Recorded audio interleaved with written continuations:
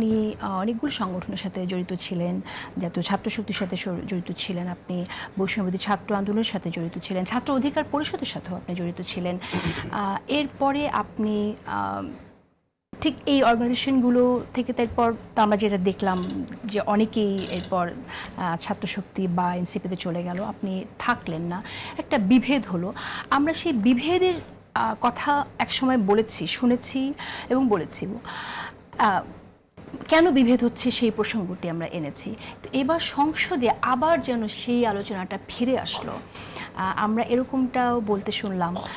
একজন মাননীয় সংসদ সদস্য তিনি তো বললেন যে এক পর্যায়ে আপনারা একাই সব করেননি, বল দেওয়ার গল্পটাও আমরা শুনলাম যে 6 বলে 12 রান আপনারা দিলে আমরা 300 বল আমরা করেছি, সেই কথাটাও আমরা শুনলাম।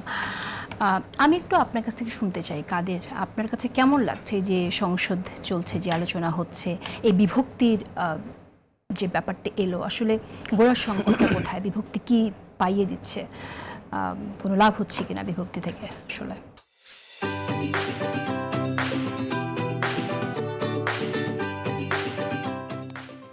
জি ধন্যবাদ আপনাকে। একই সাথে স্মরণ করছি, যেহেতু আমরা জুলাই নিয়ে কথা বলতেছি, আমরা এখানে বসছি জুলাইয়ের যে শহীদ আহত যারা আছেন তাকে স্মরণ করতেছি। একই সাথে তাদের কাছে এখন দুঃখ প্রকাশ করতেছি, ক্ষমা চেয়ে নিচ্ছি যে তাদের যে স্বপ্নের যে বাংলাদেশ বিনির্মাণ করার কথা, সেই দায়িত্ব আমরা সম্পূর্ণ পালন করতে পারি নাই। তবে আশার দিকে আমরা সেই চেষ্টা এখন অব্যাহত রেখেছি। তো যেটা বললেন, দেখেন এই যে আজকে যে অনৈক্য, বিভেদ কিংবা কাদা ছড়াছড়ি কিংবা অনেকে বলতে শুনেছেন যে জেনজিরা বলতেছে আমরা বেশি করেছি, কিংবা আমাদের বয়োজ্যেষ্ঠ যারা আছেন তারা বলতেছেন আমরা বেশি করেছি। আমরা দেখলাম সংসদে একজন সাংসদ দাঁড়িয়ে বলতেছেন তারা 300 রান করেছেন আর বাকি 6 বলে 12 রান আমরা নিজেরাই করেছি, মানে জেনজি যারা তারা করেছেন। এই জায়গা থেকে যদি আমরা বলি, দেখেন আমি একটু পিছনে একটু তাকাই যে আসলে কি হয়েছে বিগত সময়গুলোতে। আমি 5 আগস্ট ঠিক বিকেলের কথা বলি। 5 আগস্ট বিকেলবেলা কি হচ্ছে দেখেন, আমরা দেখলাম বিকেলবেলা আমাদের রাজনৈতিক দলের নেতারা চলে গেল কোথায়, ক্যান্টনমেন্টে চলে গেল। আমাদের রাজনৈতিক দলের নেতারা চলে গেল আপনার বঙ্গভবনে চলে গেল। কিন্তু ঠিক তখন যখন নেতারা চলে গেল, ভুয়া সমন্বয়কদের ধরে নিয়ে তারা বঙ্গভবনে চলে গেল, ঠিক ওই সময় যাত্রাবাড়ী এবং মিরপুরে ওই দুই জায়গায় ছাত্ররা এখন গুলির মুখে আপনার যুদ্ধ লড়াইটা চালিয়ে যাচ্ছে।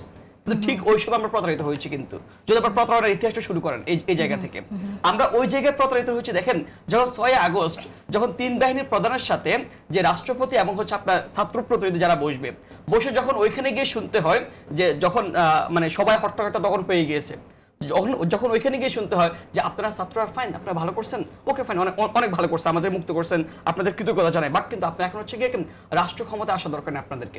আপনারা প্রেশার গ্রুপ হিসেবে আপনারা কাজ করেন, আপনারা মানে ওয়াচডগ হিসেবে কাজ করতে পারেন। সেই জায়গায় আমরা প্রতারিত হয়েছি।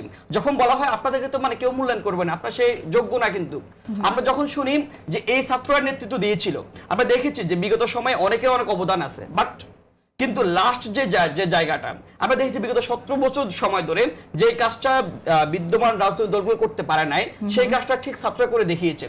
কিন্তু ওই ছাত্রদেরকে বলা হচ্ছে ফাইন, আপনারা ভালো করেছেন, আপনারা এখানে আসার দরকার নেই, আপনারা এখানে আমি একটু বলি কাদের, সেটা হচ্ছে যে মাঠটা প্রস্তুত করেছে কি, সেটা একটা ব্যাপার। এখানে এই জায়গাটা আপনার মাথায় রাখতে হবে আমার মনে হয়।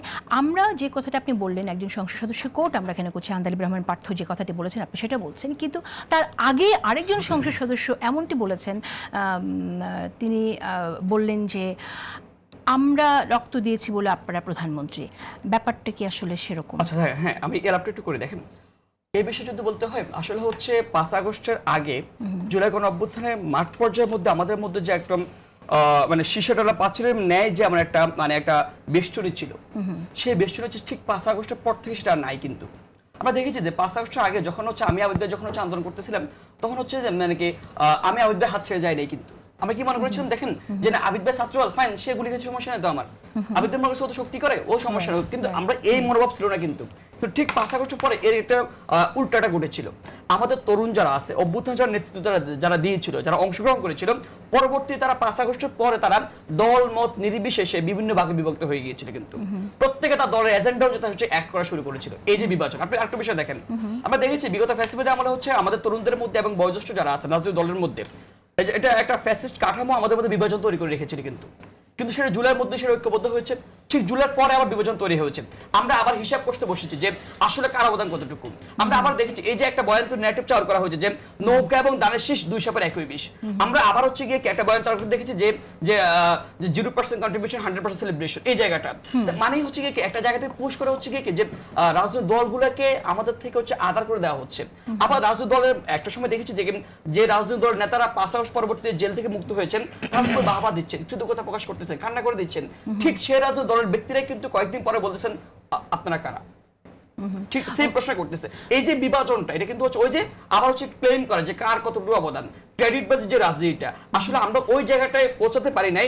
যেই চিন্তা ভাবনা ধারণ করে আমরা সবাই রাজনীতি আন্দোলনে এসেছি, শহীদ হয়েছে যারা, সেই মনোভাবটা ধারণ করতে পারি নাই, সামনে বলে গিয়েছি।